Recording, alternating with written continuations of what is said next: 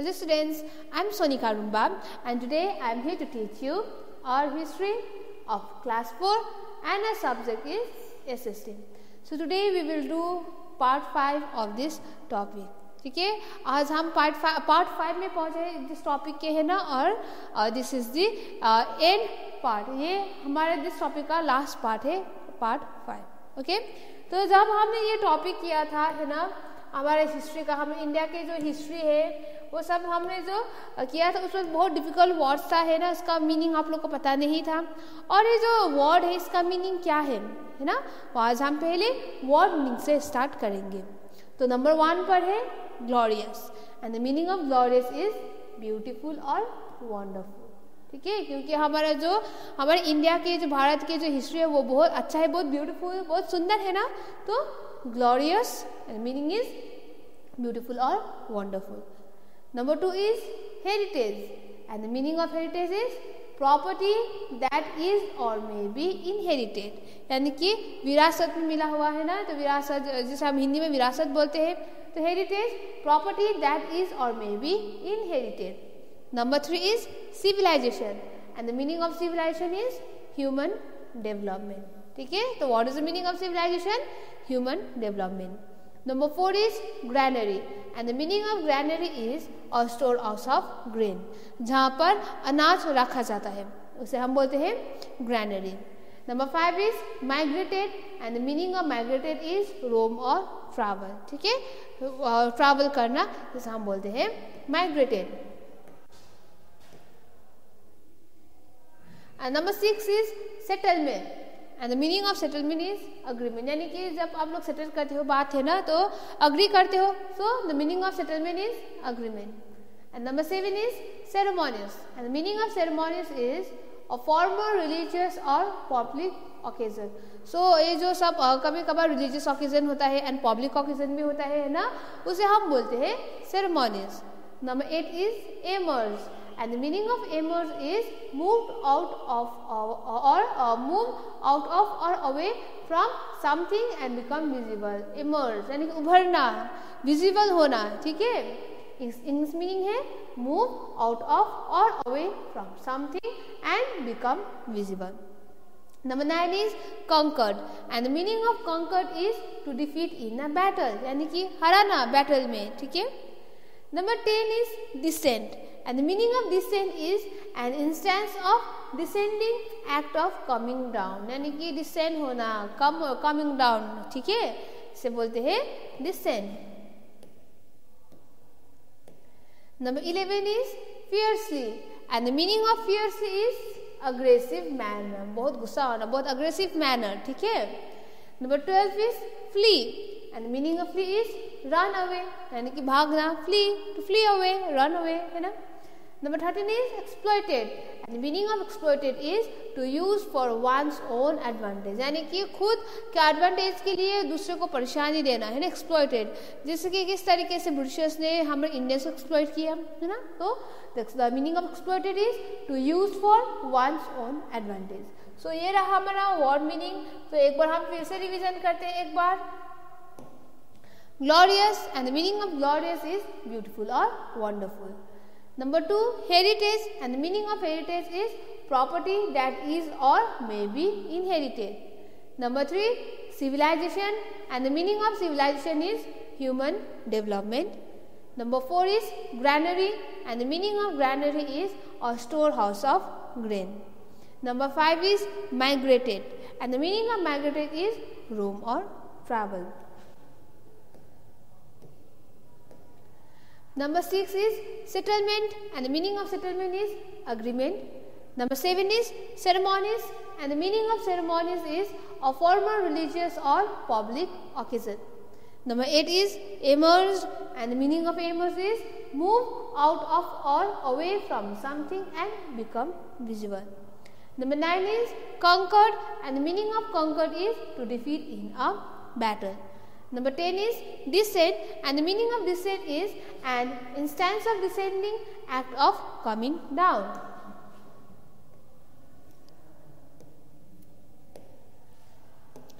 Number 11, fiercely, and the meaning of fiercely is aggressive manner. Number 12 is flee, and the meaning of flee is run away. Number 13 is exploited, and the meaning of exploited is to use for one's own advantage. So now we are done with the word meaning. तो अब हम देखेंगे self made question. तो अब हम self made question देखते हैं. One is in how many periods Indian history is divided. तो ये जो हमारे इंडिया का जो हिस्ट्री है ना, वो कितने भाग में डिवाइड हुआ है?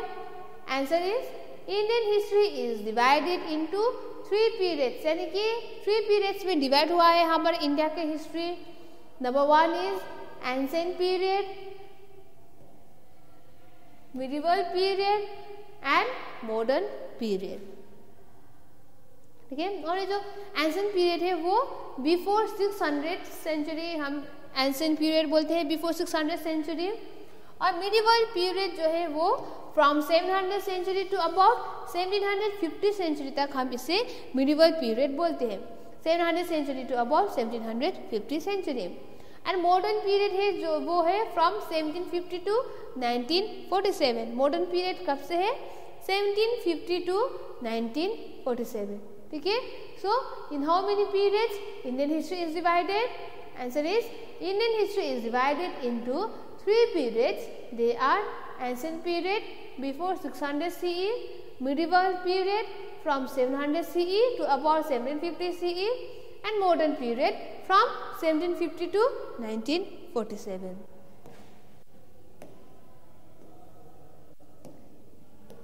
Number 2, which city was first discovered in India? तो कौन सा सिटी इंडिया में फर्स्ट डिस्कवर्ड हुआ था? Answer is Harappa was the first city discovered in India. तो कौन सा सिटी डिस्कवर्ड हुआ था पहले इंडिया में? Harappa. Number 3, which was the first known urban society in India?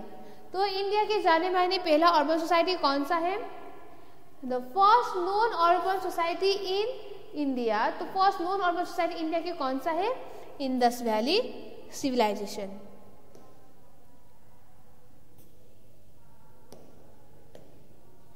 Now number 4, where was Indus Valley located? तो ये जो इंडस वैली है, इंडस वैली सिविलाइजेशन के बारे में हम जो पढ़ रहे हैं, तो इंडस वैली का लोकेशन कहाँ था? कहाँ पर है Indus valley? Answer is Indus valley was located along the Indus river and its tributaries. यानी कि Indus river and its tributaries में क्या है? इंडस वैली लोकेटेड हुआ है. Number 5, who were known as Dasas? तो ये जो दासस है वो लोग वो कौन थे? दासस. ठीक है. जो बाद में आर्यन जब इंडिया में आए थे उन सभी लोग को हटा दिया और वहां पर रहने लगे. तो दासस कौन थे? The people who was living in India before anything else were known as Dasas. तो जो पहले इंडिया में रहते थे उन्हें बोलते हम दासस. ठीक है. And number 6, who were the first to write book in Sanskrit? तो कौन था जिन्होंने पहली बार संस्कृत में लिखा? आंसर इज आर्यंस, है ना. Aryans were the first to write book in Sanskrit. तो आर्यंस ने पहली बार बुक संस्कृत में लिखा था. And number 7, which period is called the classical age और गोल्डन एज? तो कौन से पीरियड में हम गोल्डन एज और क्लासिकल एज बोलते हैं? Answer is after the Mauryas, the Guptas ruled over India in the 4th and 5th century. तो मौर्य के बाद गुप्तस आए थे, है ना, और गुप्ता ने इंडिया में रूल किए थे 4th and 5th सेंचुरी में, है ना. And they were very popular. और ये जो गुप्तस है वो बहुत पॉपुलर थे.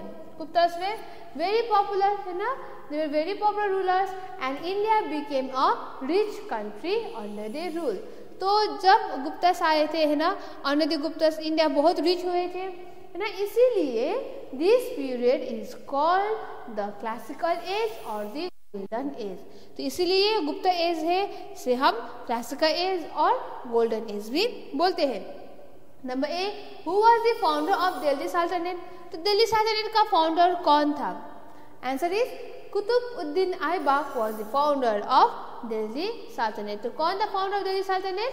Qutubuddin Aibak. Okay. So now we are done with the self made question. सो आगे जाने से पहले हम एक बार फिर से रिवीजन कर लेते हैं self made question. Number 1 is, in how many periods Indian history is divided? Answer is, Indian history is divided into 3 periods. They are ancient period before 600 century, medieval period from 700 century to about 1750 century, and modern period from 1750 to 1947.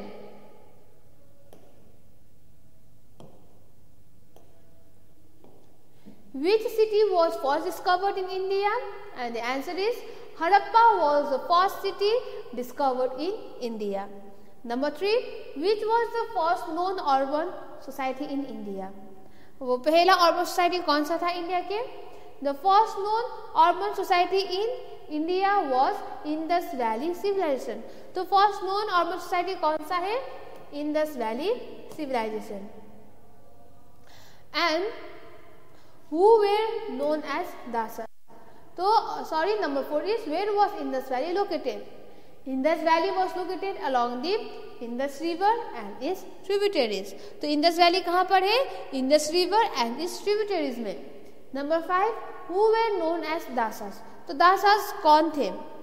The people who was living in India before anything else. तो जो India में रहते थे before anything else है ना, उसे हम बोलते हैं Dasas. Number 6, who were the first to write book in Sanskrit? कौन थे जिन्होंने पहली बार संस्कृत लिखा, संस्कृत में लिखा? Answer is, Aryans were the first to write book in Sanskrit. ठीक है, वो आर्यंस थे जिन्होंने पहली बार संस्कृत में बुक लिखे थे. Number 7, which period is called the classical age or the golden age? कौन से पीरियड को हम क्लासिकल एज और गोल्डन एज भी बोलते हैं? Answer is, after the Mauryas, the Guptas ruled over India in the 4th and 5th century. So after the Mauryas, Gupta ने India में रूल किए थे 4th and 5th century में, है ना, and they were very popular rulers. और जो Guptas है वो बहुत popular rulers थे, है ना, and India became rich country under their rule. तो under their rule only India became very rich country. And this period is called the classical age or the golden age. तो इसलिए this period को हम classical age और golden age भी बोलते हैं. Number 8, who was the founder of Delhi Sultanate? तो दिल्ली सल्तनत का फाउंडर कौन था? Qutubuddin Aibak was founder of Delhi Sultanate. ठीक है, तो after the self-made question we will move towards the multiple choice question. तो हम multiple choice question देखते हैं. Tick the correct answer. तो ये रहा क्वेश्चन और ये रहा आंसर, और जो भी सही आंसर है उन्हें आप लोग को इस तरीके से टिक करना पड़ेगा. Number 1 is, India is broadly divided into dash period. तो India is broadly divided into how many periods? Number A is 3, number B is 2 and number C is 4. So the answer is number A 3. वो रहा ancient period, medieval period and modern period. तो answer is 3, number A 3. Number 2, the earliest known traces of human life in India are found in. तो ये जो earliest traces है India के, है ना, वो कहाँ पर मिला है? Number A Indus valley, number B Harappa, number C Bhimbetka. तो इंडस वैली तो सिविलाइजेशन रहा, हड़प्पा सिटी है, तो आंसर है नंबर सी भिमबेटका.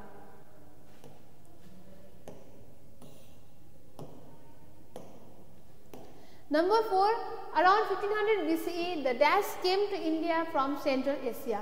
तो around 1500 BCE में इंडिया में कौन आए थे सेंट्रल एशिया से? Number A is Greeks, number B Aryans, number C Muslims. तो कौन आए थे इंडिया में? ग्रीक्स तो नहीं आए थे, मुस्लिम भी नहीं आए थे, तो Aryans. Number B Aryans.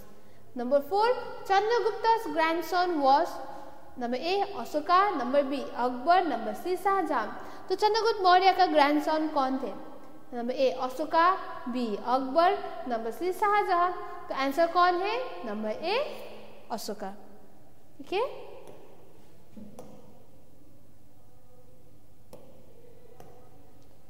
Number 5, Shahjahan build the Taj Mahal in. Shahjahan ने ताजमहल कहाँ पर बनाया था? Number A Lahore, number B Delhi and number C Agra. तो शाहजहां ने ताजमहल कहाँ पर बनाया था? Number C Agra. Okay, so now we are done with the multiple choice question. तो एक बार आगे जाने से पहले हम एक बार फिर से देखते हैं मल्टीपल चॉइस क्वेश्चन शुरू से ही. Number 1, India is broadly divided into 3 periods. कितने भाग में? 3 periods. Number 2, the earliest known traces of human life in India are found at number C, Bhimbetka. Bhimbetka में मिला था earliest traces of human life, है ना? Around 1500 BCE, the Dash came to India from Central Asia. So 1500 BCE में India में कौन आया था? From Central Asia. Number B, Aryans. Number 4, चंद्रगुप्ता's grandson was. चंद्रगुप्ता के ग्रैंडसन कौन थे? नंबर ए, अशोका, है ना? कौन थे? Number A, Ashoka. Shahjahan build Taj Mahal in. Shahjahan ने कहां पर ताजमहल बनाया था? Number C, Agra. Okay, so now we are done with the multiple choice question. तो अब हम देखते हैं fill in the blanks. Number 1 is the first city discovered in India was dash. तो कौन सा सिटी इंडिया में पहली बार डिस्कवर्ड हुआ था? Answer is Harappa. HARAPPA, Harappa. Number 2 is Alexander defeated King Dash of Punjab and was impressed with his bravery. तो Alexander ने किसे डिफीट किया था इंडिया के? पंजाब के ruler Porus. POROUS, Porus. Alexander defeated King Porus of Punjab and was impressed with his bravery. ठीक है. And number 4, Dash was advisor of Chandragupta Maurya. Chandragupta Maurya के एडवाइजर कौन थे जिसकी मदद से उन्हें मौर्य एम्पायर बिल्डअप किया? Answer is Kautilya. KAUTILYA, Kautilya. Number 4 is dash founded Delhi Sultanate. तो किसने दिल्ली सल्तनत फॉर्म किया था? किसने किया था? कुतुबुद्दीन ऐबक, है ना? QUTUB, कुतुब, UD, उद, DIN, दिन, AIBAK, Aibak. So Qutubuddin Aibak founded Delhi Sultanate.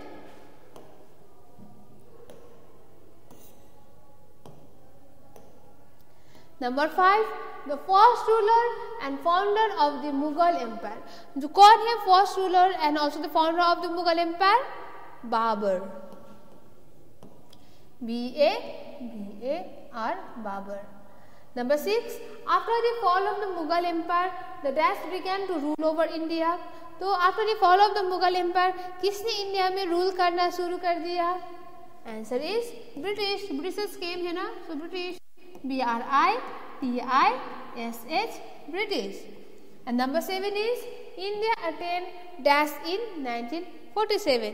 तो इंडिया ने क्या अटेन किया था 1947 में? फ्रीडम.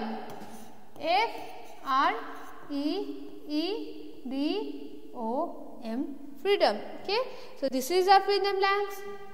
सो हम आगे जाने से पहले एक बार फ्रीडम ब्लैंक्स शुरू से देखते हैं. 1 is the first city discovered in India was Harappa. Number 2, Alexander defeated King Porus of Punjab and was impressed with his bravery. Number 3, Kautilya was the advisor of Chandragupta Maurya.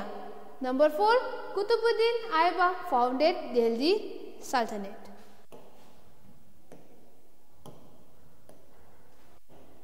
Number 5, the first ruler and founder of Mughal Empire was Babur. Number 6, after the fall of Mughal Empire, the British began to rule over India. Number 7, India attained freedom in 1947. So now we are done with the fill in the blanks. तो अब हम देखेंगे match the कलम. तो हम match the कलम देखेंगे. ये रहा क्वेश्चन एंड ये रहा आंसर, है ना? तो इसे आप लोग को मैच करना पड़ेगा. तो अगर आप लोग मैच करते हो, अगर इसका आंसर ये है तो अगर इसका आंसर ये है, तो इस तरह से लाइन ड्रॉ मत कीजिए, क्योंकि अगर आप लोग ऐसे करोगे तो बहुत गंदा हो जाएगा और आप लोग को पढ़ने में बहुत परेशानी होगी. ठीक है, तो इसीलिए जब भी आप लोग मैच द कलम करते हो, है ना, इसके बैक साइड में आप लोग को नंबर लिखना पड़ेगा. Okay, so now let's start. Number 1, medieval period. तो मिडिवल पीरियड कब से लेकर कब तक है? एक आधी नई लाही तो नहीं है. बी का वैदिक एज भी नहीं है, सी का बिफोर 600 सेंचुरी यह भी नहीं है ना, एंड डी का 700 सेंचुरी टू 1750 सेंचुरी। तो मिडिवल पीरियड कब से था? 700 सेंचुरी टू 750 सेंचुरी। तो हम यहाँ पर लिखते हैं 1, ठीक है। तो नंबर 2 एंशिएंट पीरियड। तो एंशिएंट पीरियड कब से लेकर कब तक था? नंबर ए दीना इलाही, वैदिक एज भी नहीं था, बिफोर 600 सेंचुरी। तो आंसर एज कब था? Before 600 century. तो ये 2 का आंसर है, तो इसके पीछे हम लिखते हैं 2। Number 3 modern period. तो मॉडर्न पीरियड कब से लेकर कब तक था? 1750 टू 1947, जब ब्रिटिशर्स आए थे उस वक्त मॉडर्न पीरियड था ना। तो आंसर इज 1750 टू 1947 सेंचुरी। तो ये 3 का आंसर हुआ, ई का है ना, तो ये इसके पीछे हम लिखते हैं 3। Number 4 Aryans. तो आर्यंस कौन है? ठीक है, नंबर इज दीना इलाही, दीना इलाही तो नहीं है। B Vedic as. तो आर्यंस का जो एज है इसे हम वैदिक एज भी बोलते हैं, क्योंकि जिस एज में ही वेदा कंपोज हुआ था ना, इसलिए नंबर 4 का आंसर है बी। तो इसके पीछे हम लिखते हैं 4। Number 5 is Ashoka. तो अशोका दीना इलाही तो नहीं है, और दूसरा ऑप्शन रहा हमारा नंबर एफ महामात्र। तो अशोका ने महामात्र यानी कि न्यू पोस्ट बनाया था अपने किंगडम में, है ना। तो 5 का आंसर हुआ नंबर एफ। तो हम एफ के बैक साइड में लिखेंगे नंबर 5। तो नंबर 6 पर है अकबर। तो एक ही ऑप्शन बचा है हमारे पास दीना इलाही। तो अकबर ने न्यू रिलीजन बनाया था Dina Ilahi. So the answer of Akbar is Dina Ilahi, and here we will write number 6। So this is a match the column. तो एक बार हम फिर से देखते हैं। मिडिवल पीरियड है आप लोग का number D 700 century to 1750 century. Number 2 ancient period, और इसका आंसर है आप लोग का before, number C before 600 century. Number 3 is modern period, और इसका आंसर है आप लोग का number E 1750 to 1947 century. Number 4 is Aryan, और इसका आंसर है आप लोग का number B Vedic age. Number 5 is Ashoka, और इसका आंसर है आप लोग का महामात्र। Number 6 is Akbar, and the answer of the Akbar is Dina Ilahi. Okay, so now we are done with the math column. तो अब हम आंसर द फॉलोइंग क्वेश्चन में देखेंगे। So answer the following question, and the first question is name the books written by Aryans. तो आर्यन से कितना great books लिखा था, है ना। तो ये बुक्स का नाम क्या था वो आप लोग को लिखना पड़ेगा। And the answer is Vedas, Upanishads and epics like Ramayana. R-A-M-A-Y-A-N-A Ramayana. Vedas, Upanishads and epics like Ramayana and Mahabharata are the books written by the Aryans. तो आर्यन से कौन सा बुक लिखा था? Vedas, Upanishad, epics and like Ramayan and Mahabharat Aryans ने लिखा था। Number 2 is write down the names of rules of Mughal empire. तो जिन्होंने भी मुगल रूलर है उनका आप लोग को नाम लिखना पड़ेगा। Answer is Babur, Humayun, Akbar, Jahangir, Shah Jahan, Aurangzeb, Akbar Shah second and Bahadur Shah Zafar were the ruler of the Mughal empire. तो ये जो रूलर है मुगल एम्पायर का ये सब रहा Babur, Humayun, Akbar, Jahangir, Shah Jahan, Aurangzeb, Akbar Shah second and Bahadur Shah Zafar were the rulers of the Mughal empire. तो नंबर 3 पर है name the popular leaders of the Indian freedom struggle. So Indian freedom struggle का पॉपुलर लीडर्स का नाम आप लोग को लिखना पड़ेगा। आंसर इज महात्मा गांधी है, बाल गंगाधर तिलक, दादा भाई नौरोजी, जवाहरलाल नेहरू एंड सरदार वल्लभ भाई पटेल। तो हमारे इंडिया में बहुत ज़्यादा लीडर्स है ना, उसमें से सिर्फ यहाँ पर सिर्फ कुछ ही नाम है। इसके अलावा बहुत ज़्यादा फ्रीडम लीडर्स है हमारे इंडिया में, ठीक है। और इसमें से कुछ रहा महात्मा गांधी, बाल गंगाधर तिलक, दादा भाई नौरोजी, जवाहरलाल नेहरू एंड सरदार भाई पटेल, वल्लभ भाई Patel way the popular leaders of the Indian freedom struggle.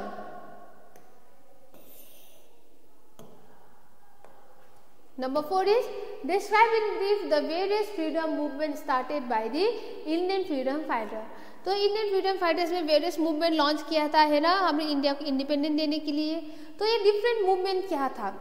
Answer is Dandi march, civil disobedience movement and the quit India movement are the various freedom movement started by the Indian freedom fighters. तो Indian freedom fighters ने जो different movement launch किया था India को independence देने के लिए, वो रहा Dandi march, civil disobedience movement and quit India movement. और इसके अलावा बहुत ज़्यादा मूवमेंट्स है, ये सब हम एक ही पैनल में तो नहीं लिख सकते हैं, है ना. तो इसमें से फ्यू मूवमेंट जो फ्रीडम फाइटर्स ने लॉन्च किया था हमें इंडिया को फ्रीडम देने के लिए, वो रहा Dandi march, civil disobedience movement and the quit India movement.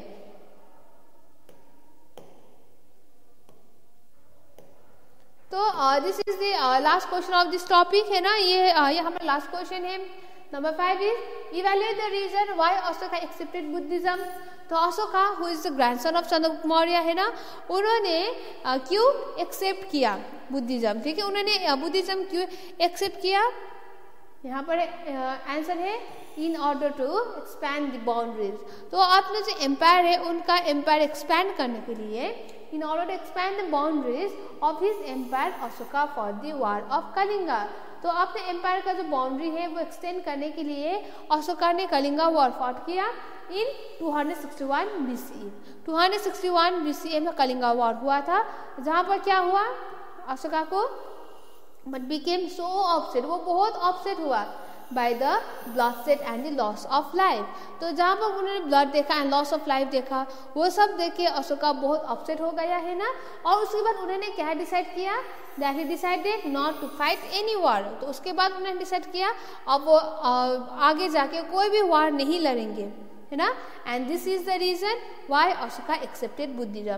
तो इसकी वजह से ही ये जब उन्होंने ब्लड से देखा, लॉस ऑफ लाइफ देखा, है ना, वो बहुत दुख हो गए थे, तो इसीलिए उन्होंने बुद्धिज्म एक्सेप्ट किया. So this is the reason why Ashoka accepted Buddhism. So this is our answer the following question. तो हम एक बार फिर से देखते हैं, एक बार फिर से रिविजन करते हैं ना. Number 1 is name the book written by Aryans.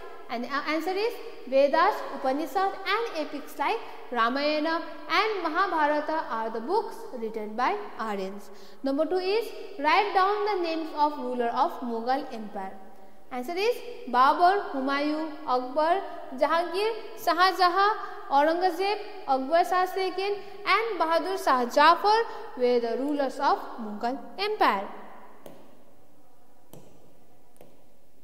Number 3, name the popular leaders of Indian freedom struggle. Answer is Mahatma Gandhi, Bal Gangadhar Tilak, Dadabhai Naoroji, Jawaharlal Nehru and Sardar Vallabhbhai Patel were the popular leaders of the Indian freedom struggle.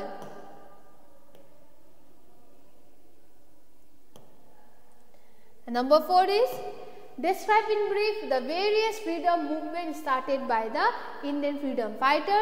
And the answer is Dandi March, Civil Disobedience movement and the Quit India movement are the various freedom movements started by the Indian freedom fighters. Okay, and the last one is number 5. Evaluate the reason why Ashoka accepted Buddhism.